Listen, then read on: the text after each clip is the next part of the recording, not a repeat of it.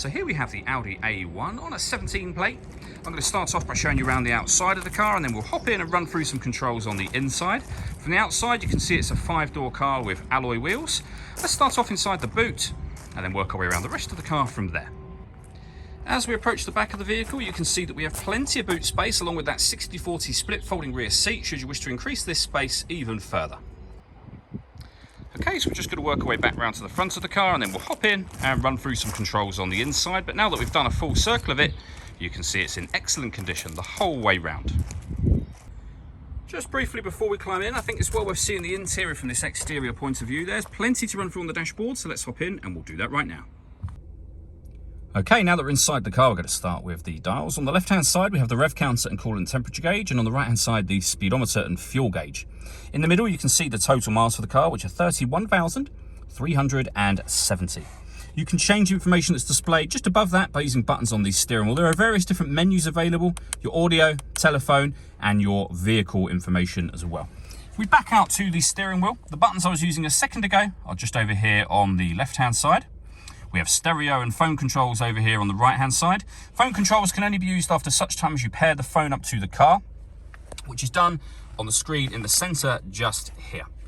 So to pair your phone, you would go to the telephone and then access that menu and follow information on screen from there. All the movement I'm making on the screen is all being done using this dial.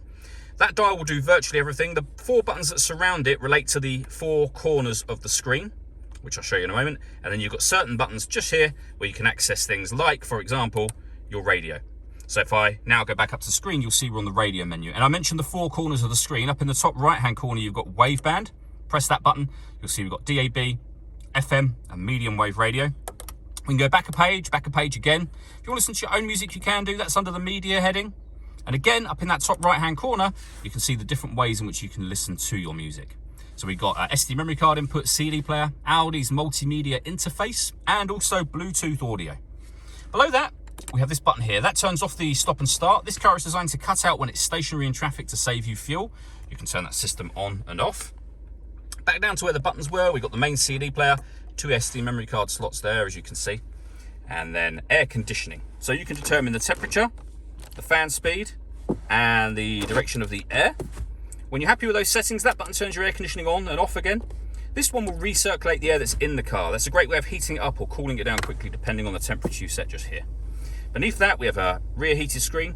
We can turn off our traction control. Drive select will change the way the vehicle drives. So you can put it into dynamic, efficiency, or auto, so the vehicle decides for you.